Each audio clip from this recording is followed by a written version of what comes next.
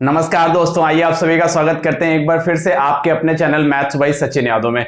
जैसे कि देख रहे हैं आप लोग, हम लोग नंबर सिस्टम से उठाकर एक एक टॉपिक्स पे काम कर रहे हैं। पहले उनके कॉन्सेप्ट और फिर उनके क्वेश्चंस पे काम कर रहे हैं। तो जैसे हम लोगों ने लास्ट वीडियो में देखा कि हमने आपको फैक्टर्स के सारे कॉन्सेप्ट्स के बारे में बताया है, और अगले वीडियो में मतलब अभी जो हम लोग वीडियो करने वाले हैं इसमें हम लोग फैक्टर्स से रिलेटेड सारे उन टाइप्स के क्वेश्चंस को करने वाले हैं जो एसएससी पूछ सकता है या पूछ चुका है, या फैक्टर से रिलेटेड क्या क्या क्वेश्चन बनाया जा सकता है।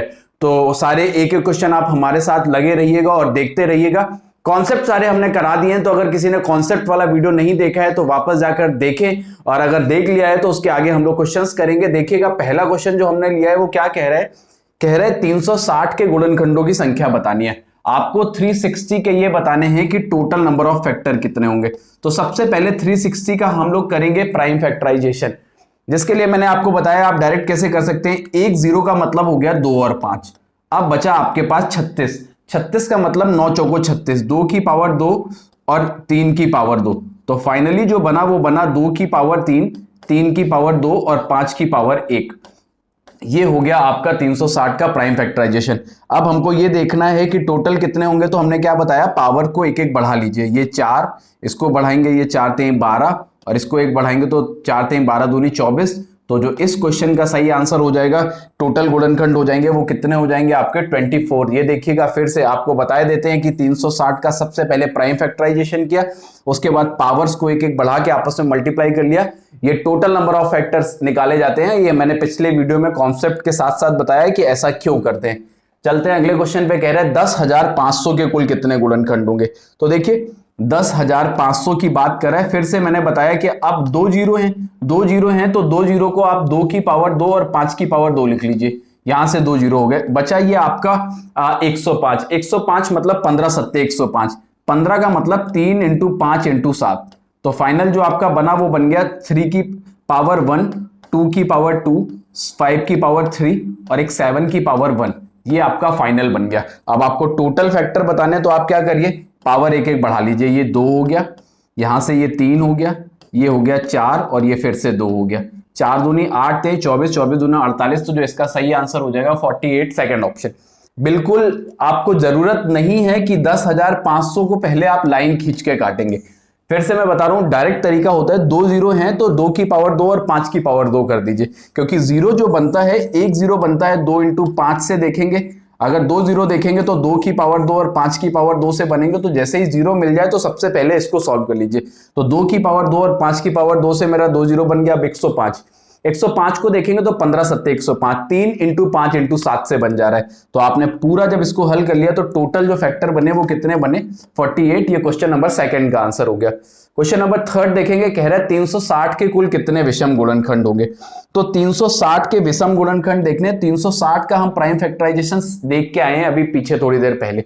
2 की पावर 3, 3 की पावर 2 और ये 5, ऐसे करके 5 की पावर 1 हमने पहले क्वेश्चन में देखा। जब आपको प्राइम फैक्टराइजेशन करना है, प्राइम फैक्टराइजेशन करना है, विषम वाले देखने हैं, तो हमने बताया 2 वाले को नहीं लिखते हैं, उसकी जगह 1 लिख लीजिए, बाकी पावर में एक एक बढ़ा लीजिए। ये हो जाएगा 2 में 1 जोड़ देंगे 3, इसमें 1 बढ़ा देंगे 2, तो फाइनली कितना हो गया 6। फिर से देखिएगा 2 की पावर वाला नहीं लेते हैं, ये बात याद रखिए। 2 की पावर में 0, 2 की पावर 1, 2 की पावर 2, 2 की पावर 3, ऐसे ये सारे इवन बनाएंगे। सिर्फ 2 की पावर वाले में एक ऑप्शन होता है, वो 1 उठा के रख लेते हैं। चाहेंगे तो इसको नहीं भी रखेंगे, तो सिर्फ इसको 1 बढ़ाएंगे 3 और इसको 1 बढ़ाएंगे 2, 3 दूना कितना हो गया 6। विषम गुणनखंड में 2 की घात वाले का कोई लेना देना नहीं होता है। तो जो इसका आंसर हो जाएगा वो डी ऑप्शन हो जाएगा थर्ड क्वेश्चन का। अगर किसी ने कॉन्सेप्ट नहीं देखे हैं तो देखे जाके ज्यादा अच्छे से समझ पाएंगे। कह रहे 19,600 के सभी गुणनखंडों का योग चाहिए, सारे गुणनखंडों का योग चाहिए। इसके लिए भी हम क्या करेंगे, सेम तरीका। 19,600 की बात कर रहा है तो सबसे पहले प्राइम फैक्टराइजेशन। 2 जीरो से हम 2 की पावर 2 और 5 की पावर 2 लिख सकते हैं। देखते जाइएगा, 2 जीरो से 2 की पावर 2 और 5 की पावर 2। अब जो बचा 196, 196 अगर हम देखेंगे तो 14 का स्क्वायर है। 14 होता है 2 इंटू 7, तो 2 की पावर 2 और 7 की पावर 2, ये हो गया 196। ये देखिए ये हो जाएगा 196। तो अब यहां से ओवरऑल क्या बन गया, 2 की पावर 4, 5 की पावर 2 और 7 की पावर 2। ये बन गया आपका टोटल प्राइम फैक्टराइजेशन। अब हमको बताना है सभी गुणनखंडों का योग। तो ये 2 की पावर 0 से शुरू करते हैं। 2 की पावर 0, 2 की पावर 1, 2 की पावर 2, 2 की पावर 3 और 2 की पावर 4। ये यहां से ये बन गया। यहां से इसको आगे लिखेंगे तो 5 की पावर 0, 5 की पावर 1 और 5 की पावर 2, और इसको देखेंगे तो 7 की पावर 0 और 7 की पावर 1 और 7 की पावर 2। ये अब यहां से जैसे ही आपने देखा तो ये 16, 8, 24, ये 16, ये 8, ये 4, ये 2 और 1, 16, 8, 24, 24, 4 आपका हो गया 28, 28, 2, 30, 30 और 1, 31, ये हो गया 31 इंटू जैसे ही देखेंगे तो 25, 5, 30, 1, 31, ये भी 31 हो गया।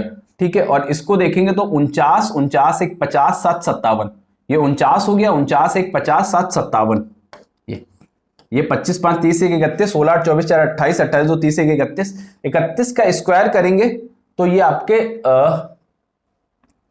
0, 4, ठीक है भाई। अब आप 31 का स्क्वायर करेंगे तो ये हो जाएगा आपका, ये 57 आएगा, सॉरी, ये 31 का स्क्वायर करेंगे तो 961 इंटू 57 कर देंगे।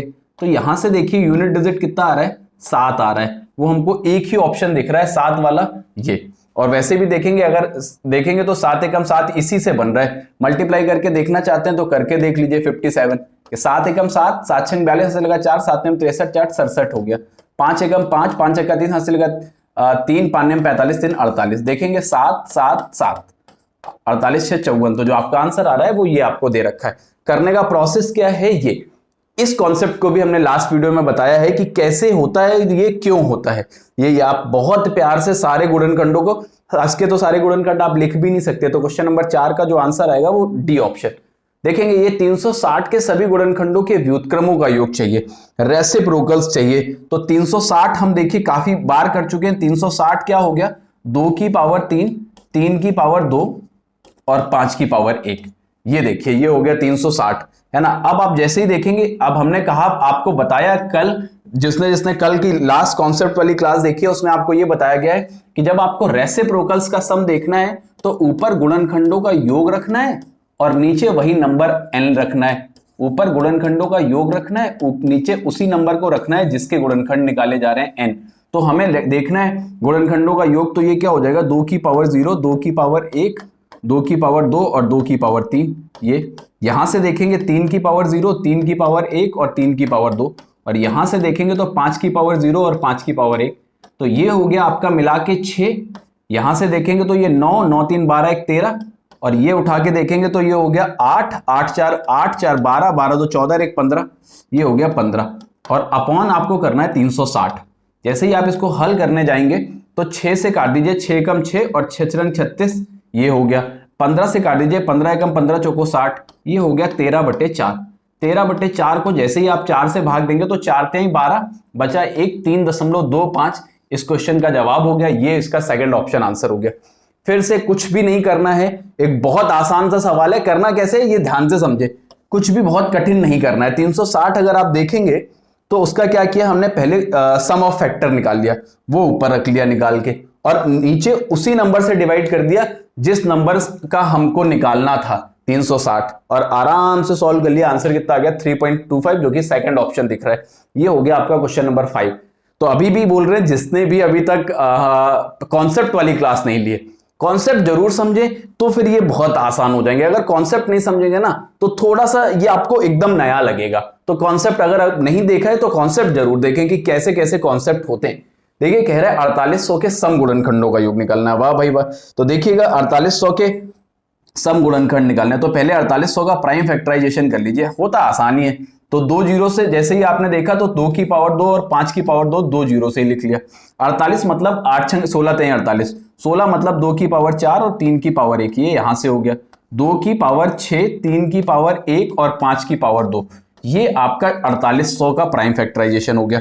अब बात कर रहे हैं क्योंकि हमको बताना क्या है, सम गुणनखंड। जब आपको सम गुणनखंड बताने हैं तो 2 की पावर 0 को छोड़ना होता है 2 वाली लाइन में, बाकी सारे लेने होते हैं। तो 2 की पावर 1, 2 की पावर 2, 2 की पावर 3, 2 की पावर 4, 2 की पावर 5 और 2 की पावर 6, ये सम गुणनखंड। अब यहां से 3 की पावर 0 और 3 की पावर 1, और यहां से हो जाएगा 5 की पावर 0, 5 की पावर 1 और 5 की पावर 2, यहां से आ गया 31 इंटू यहां से देखेंगे ये 4 हो गया, इंटू यहां से देखेंगे ये 64, ये 32 ये 8 सॉरी 16, ये 8, यहां से 4 और ये जोड़ेंगे तो ये हो जाएगा आपका 8 4 12, 12 तो 14 और 16 और 14 30, 16 8 24 28 तो 30, 30 और 30 60, 60 तो 62, 64 और 62 जोड़ेंगे तो 126, 126 इंटू 4 इंटू 31, ये तो 6 चौको 24,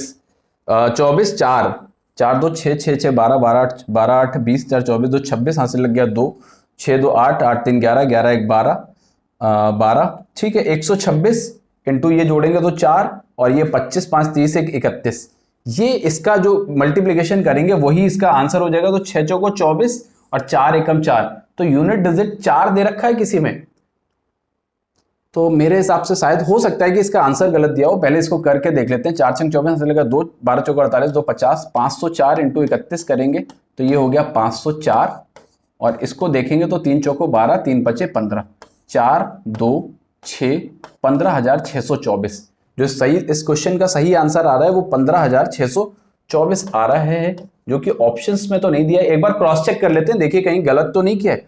4800 को जैसे ही देखोगे तो 16 × 48, 16 मतलब 2 की पावर 4, ठीक है, 2 की पावर 4 से 16 हो गया, 16 × 48, ठीक, और 2 0 ये हो गया आपके, ठीक है भाई।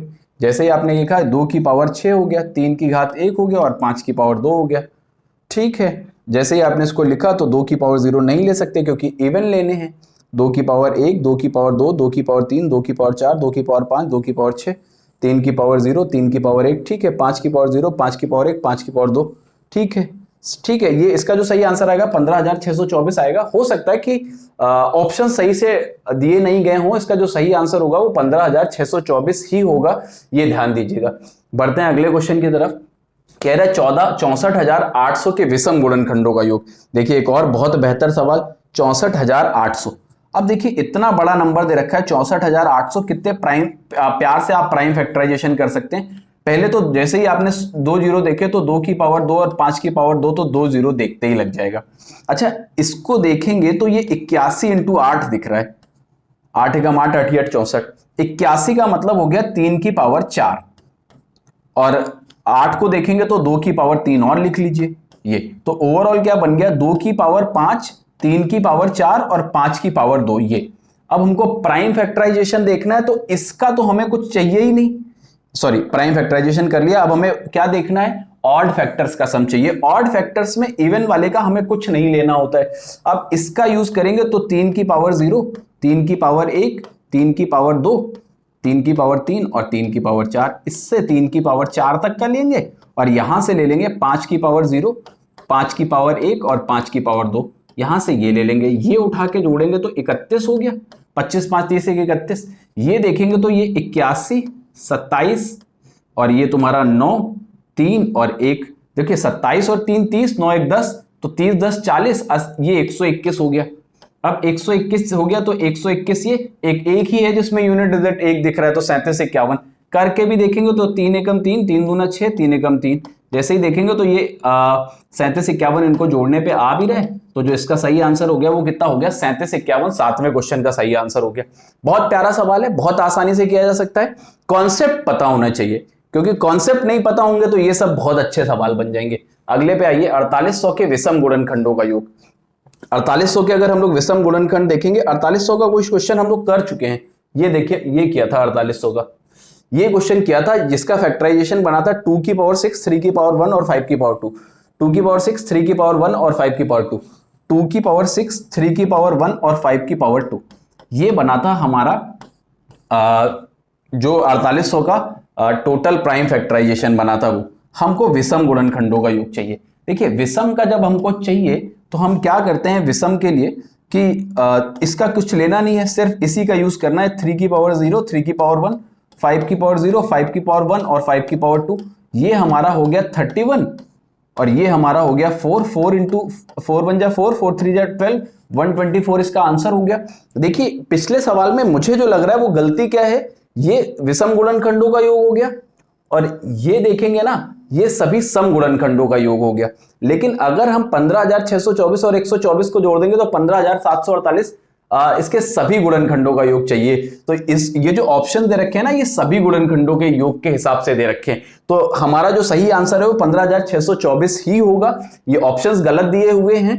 अब आगे चलेंगे, यहां पे पूछा था विषम गुणनखंडों का योग, तो वो कितना आ गया, 124 आ गया, जो कि बहुत आसानी से आप निकाल सकते हैं अगर आपको कॉन्सेप्ट पता है। नहीं तो ये सवाल सोचना ना बहुत कठिन बात है। आगे चलते हैं, 9 नंबर क्वेश्चन देखते हैं। 9 नंबर क्वेश्चन क्या कह रहा है देखिएगा। 9 नंबर भी एक बहुत प्यारा सवाल कह रहा है, 4 की पावर 11, 4 की पावर 12, 4 की पावर 13 और 4 की पावर 14, ये प्लस करके दे रखा है। अब बता रहा है n के टोटल कितने गुणनखंड होंगे। पहले प्राइम फैक्टराइजेशन करना बहुत जरूरी है, और ये एडिशन में दे रखा है। तो यहां से आप देख रहे हैं 4 की पावर 11 जो है वो कॉमन है। 4 की पावर 11 कॉमन लेने के बाद देखेंगे ये 4 की घात 0 बचा, 4 की घात 1, 4 की घात 2 और 4 की घात 3। अगर हम ये देख रहे हैं 4 की घात 11 को जैसे ही हम लिखेंगे तो 2 की घात 22 लिख सकते हैं, क्योंकि हमको बेस में जो चाहिए वो प्राइम नंबर चाहिए। ये देखेंगे तो 64, 64 और 16 80, 80 4 84 और एक 85, 85 को हम 5 की घात 1 और 17 की घात 1 लिख सकते हैं ये। अब आप देख रहे हैं कि ये जो बेस में नंबर 2 दिया हो, 5 दिया हो या 17 दिया हो, तीनों ही आपको प्राइम नंबर मिल गए। अब आप पावर्स में क्या करिए, एक एक ऐड कर लीजिए। 22 एक ये हो गया 23, आगे बढ़ाएंगे 23 दूना 46, 46 का डबल करेंगे 92।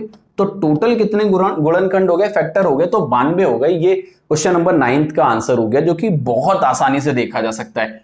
आगे बढ़ेंगे, क्वेश्चन नंबर 10 की बात करेंगे। n बराबर आपको दे रखा है 2 की पावर 9 इंटू 3 की पावर 7 इंटू 5 की पावर 4 इंटू 7 की पावर 3। इसमें आपको बताना है इसके कितने गुणनखंड ऐसे हैं जो परफेक्ट स्क्वायर होंगे।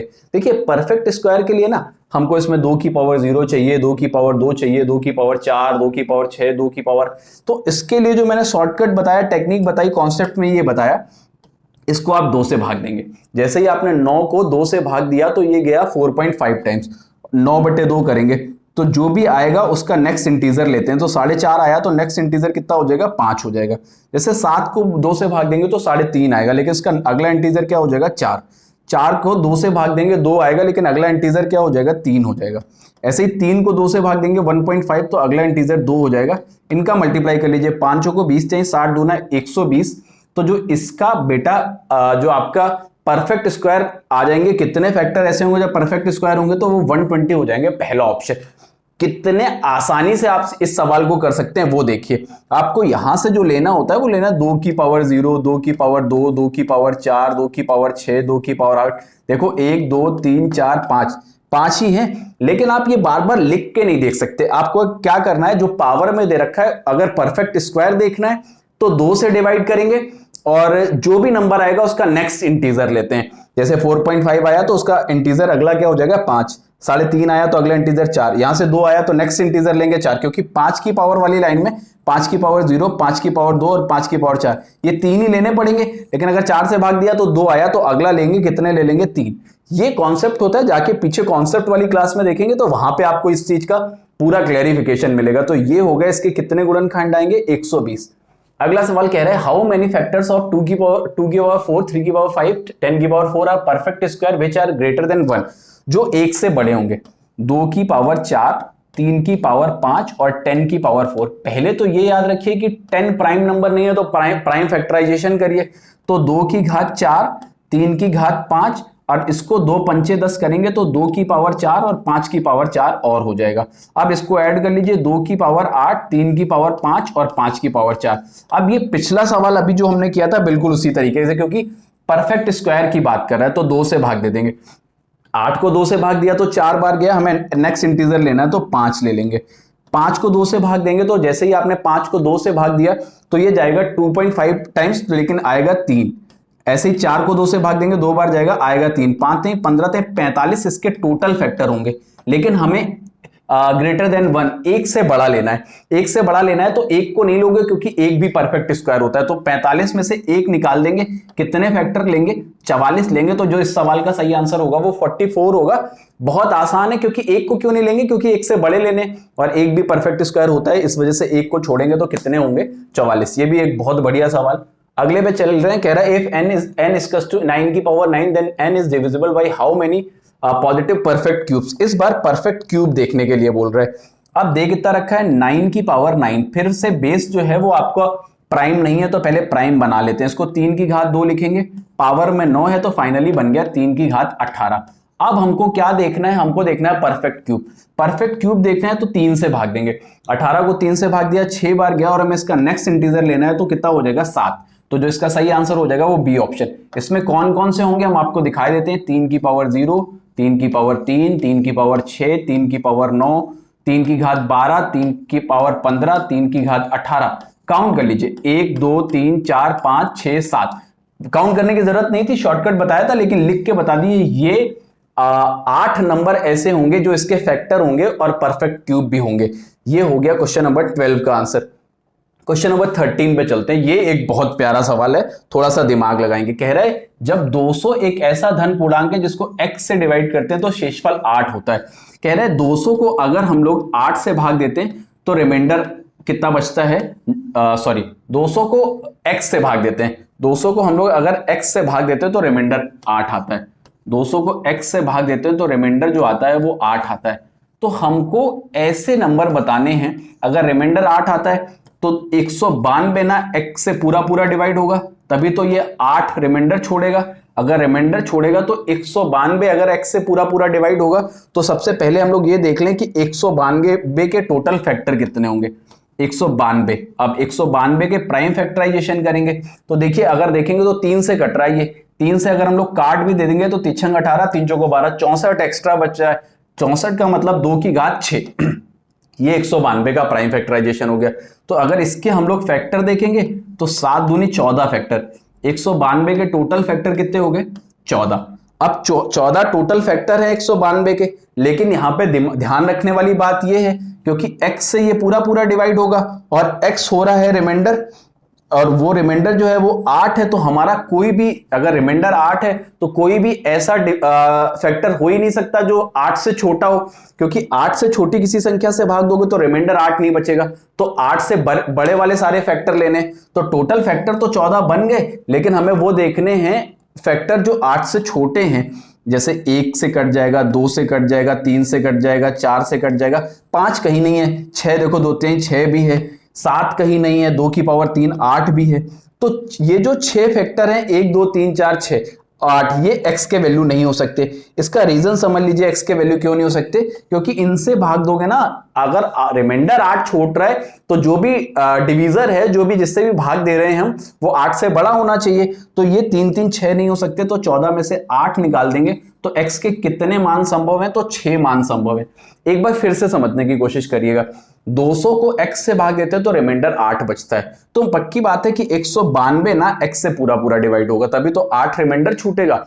अगर 192, तो अब हम 192 के फैक्टर देख लें कितने हो रहे हैं। 192 के 14 फैक्टर हो रहे हैं, बट हम दिमाग में ये रखेंगे 8 से ना 8 या 8 से छोटे वाले सारे फैक्टर हमको छोड़ने हैं। 1 2 3 4 6 8, ये 6 फैक्टर हैं जो 192 के 8 या 8 से छोटे हैं। तो इन 6 फैक्टर को अगर हम लोग हटा देंगे, 1 मिनट, 6 हटाएंगे तो आंसर 8 आएगा। 6 फैक्टर हटाएंगे तो आंसर जो आएगा हमारा वो कितना आएगा, 8। C option. देखिए ये 6 हटा दिए तो जो हमारा आंसर आया वो 8 फैक्टर कितने आएंगे, 8। देखिएगा एक और क्वेश्चन इसी पे बेस्ड है, बहुत आसानी से कर सकते हैं। 739 में भाग देना है और 19 रिमाइंडर बचता है। अगर 19 रिमाइंडर बचता है तो 720 पूरा पूरा डिवाइड होगा। अब 19 रिमाइंडर है तो 19 या 19 से छोटे वाले सारे फैक्टर हमें छोड़ने पड़ेंगे। 720 का प्राइम फैक्टराइजेशन करेंगे तो हो गया 8 निम 72, तो ये 2 की पावर 4, 3 की पावर 2 और 5 की पावर 1। ये हो गया आपका इसका प्राइम फैक्टराइजेशन। तो टोटल गुणनखंड बन गए इसके 5 15 दूनी 30, टोटल गुणनखंड बन गए इसके 30। अब 30 में से हमें छोड़ने हैं जो 19 से छोटे वाले फैक्टर हैं। अब कौन कौन से होंगे, 1 से कट जाएगा, 2 से कट जाएगा, 3 से कट जाएगा, 4 से कट जाएगा, 5 से कट जाएगा, 6 से कट जाएगा, 7 से नहीं कटेगा, 8 से कटेगा, फिर 9 से भी कट जाएगा, 10 से नहीं कटेगा, 11 से नहीं, 12 से कटेगा, क्योंकि 12 4 3 12 होता है, 13 से नहीं कटेगा, 14 से नहीं, 15 से कट जाएगा, 16 से भी कट जाएगा, है ना, 17 से नहीं, 18 से कट जाएगा, 19 से। अब कितने छूट गए देखिए, 1 2 3 4 5 6 7 8 9 10 11 12, 30 में से अगर हम 12 घटा देंगे तो कितने बचे, 18। ये ही पिछली सवाल की तरह बिल्कुल डिट्टो सेम क्वेश्चन था, लेकिन है बहुत जबरदस्त क्वेश्चन, इस बात का याद रखिएगा। तो 14 का जो आंसर हो जाएगा वो कौन सा हो जाएगा, डी ऑप्शन। बढ़ते हैं, अगला कह रहा है 576 के सभी गुणनखंडों का गुणनफल बताना है। सभी गुणनखंडों का गुणनफल बताना, तो 576 के कभी भी प्रोडक्ट ऑफ ऑल फैक्टर करना है तो यहां से समझ लीजिएगा, ये क्योंकि मैंने कॉन्सेप्ट में बताया नहीं है, तो प्रोडक्ट ऑफ ऑल फैक्टर में याद रखिएगा, जैसे सपोज करिए 12 ले लिया, अगर हम 12 के फैक्टर देखेंगे तो 1 से कटेगा, 2 से कटेगा, 3 से कटेगा, 4 से कटेगा और 12 से कटेगा। 1 2 3 4 6 से और कटेगा, 6 और लिख लीजिए, 6 से कटेगा और 12 से कटेगा ये। तो जैसे ही आप देखेंगे तो 12 एकम 12, 6 दूनी 12, 3 चौको 12, तो देख रहे हैं आप यहां से कि 12 के टोटल फैक्टर 6 थे, लेकिन अगर गुणा देखेंगे तो 1 12 यहां से आ गया, 1 12 यहां से आ गया, 1 12 यहां से आ गया। टोटल अगर प्रोडक्ट ऑफ फैक्टर देखेंगे तो 12 की पावर 3 है, जबकि टोटल नंबर ऑफ फैक्टर देखेंगे तो 1 2 3 4 5 6 दिख रहे हैं आपको। टोटल नंबर ऑफ फैक्टर 6 दिख रहे हैं और उसका 6 का आधा पावर में है। तो अगर किसी नंबर n का प्रोडक्ट ऑफ फैक्टर देखना है तो n की power number of factor by 2 होता है। ये कॉन्सेप्ट होता है इसका, नंबर ऑफ फैक्टर अपॉन 2, ये कॉन्सेप्ट होता है। अब हमें 576 के बारे में देखना है, तो 576 के पहले हम लोग ये देख लें कि प्राइम फैक्टराइजेशन कर लें। 576 वैसे 24 का स्क्वायर होता है, जिसको हम लोग 8 3 24 करेंगे, तो 2 की पावर 3 और 3 की पावर 1 और पावर में 2 कर दें, तो ये हो गया आपका 2 की घात 6 और 3 की घात 2। अगर हम देखेंगे इसके टोटल फैक्टर, तो ये 6 दे रखा है, तो ये हो जाएगा 7, और इसको देखेंगे तो 7 कितना हो गया, 21 हो गया, ये हो गया 21। अब यहां से देखेंगे सभी गुणनखंडों का गुणनफल बताना है, प्रोडक्ट ऑफ ऑल फैक्टर। तो अब हमें करना क्या है, 576 की पावर जैसे ही आप देखेंगे तो 21 बटे कितना हो जाएगा, 2 हो जाएगा, 21 बटे 2। अगर आप इसको देखेंगे, एक्चुअली गलत लिखे हुए हैं, ये 24 की पावर 21 होगा, ये 24 की पावर 17 होगा, ये 24 की पावर 19 होगा और ये 24 की पावर 20 होगा, ये बात ध्यान रखिए। तो इसको हम 24 के स्क्वायर लिखेंगे और 21 बटे 2 पहले से दे रखा है, 2 से 2 खत्म, तो आंसर जो आया वो कितना आया, 24 की पावर 21। तो जो इसका सही आंसर हो जाएगा वो कौन सा हो जाएगा, फर्स्ट ऑप्शन। ये 24 21 नहीं होगा, 24 की पावर 21, 24 की पावर 19, 24 की पावर 17 और 24 की पावर 20। तो इसका जो सही आंसर हो जाएगा वो क्या हो जाएगा, 24 की पावर 21। किया क्या, 536 का पहले प्राइम फैक्टराइजेशन किया और वहां से हमने टोटल नंबर ऑफ फैक्टर निकाल लिया जो 21 आ गए, और फिर जो नंबर 576 दे रखा था उसके पावर में जितने नंबर ऑफ फैक्टर बाई 2 कर देंगे, ये प्रोडक्ट ऑफ फैक्टर का तरीका होता है, ये मैंने आपको यहां पे बता दिया। ये क्वेश्चन नंबर कौन सा हो गया आपका, 15 हो गया। चलते हैं क्वेश्चन नंबर 16 देखेंगे क्या कह रहे हैं। एक चीज, ये कॉन्सेप्ट मैंने कल आपको बताया भी, एक नंबर n दे रखा है जो कि परफेक्ट स्क्वायर है। अब कह रहा है, कह क्या रहा है कि 1 और रूट n। हमने आपको ये बात कल कॉन्सेप्ट में भी बताई थी, फिर से बता दे रहे हैं। अगर ये नंबर परफेक्ट स्क्वायर है तो जो इसका स्क्वायर रूट है वो बीचों बीच का फैक्टर होगा, ये मतलब बीचों बीच आएगा। कह रहा है 1 और रूट n के बीच में n के 14 गुणनखंड हैं। टोटल गुणनखंड कितने हैं इसके, 14। तो हमको चाहिए क्या, तो n के कुल गुणनखंडों की संख्या बतानी है। अच्छा देखिए, तो देखेंगे रूट n के इस तरफ अगर आप देख रहे हैं तो बीचों बीच 14 थे, 14 तो एक ये इस तरफ 15 गुणनखंड हो गए, तो इसके इस तरफ भी 15 होंगे, तभी तो ये बीचों बीच आएगा। 15 उस तरफ, 15 इस तरफ, 15 15 30 और एक ये भी होगा, तो टोटल कितने हो जाएंगे, 31। तो इसका सही आंसर कितना होगा, 31। फिर से समझेंगे, अगर ये आपको n दे रखा है और इसका आप स्क्वायर रूट लेंगे तो वो बीचों बीच की संख्या आ गई रूट n। अच्छा 1 और रूट n के बीच में 14 है, तो हमको पता चल गया कि रूट n से पहले जो फैक्टर रहेंगे वो 15 रहेंगे और रूट n के बाद जो फैक्टर रहेंगे वो 15 रहेंगे। तो 15 ये 15 15 30 और एक ये, तो टोटल फैक्टर कितने हो जाएंगे, 31। तो जो इसका सही आंसर हो जाएगा वो सी ऑप्शन हो जाएगा। एक बहुत अच्छा सवाल था। अगले सवाल पे चल रहे हैं, कह रहा है यदि उन गुणनखंडों का गुणनफल जो शुरुआत से 19वें और 35वें स्थान पर है n के बराबर है। एक ये बात भी समझेंगे, जैसे आपको सपोज करिए कि आपको कोई नंबर दे रखा है 24, अगर इसके आप फैक्टर देखेंगे तो 1 2 3 4 5 से नहीं कटेगा, 6 से कटेगा, 7 से नहीं कटेगा, 8 से, 12 से और 24 से।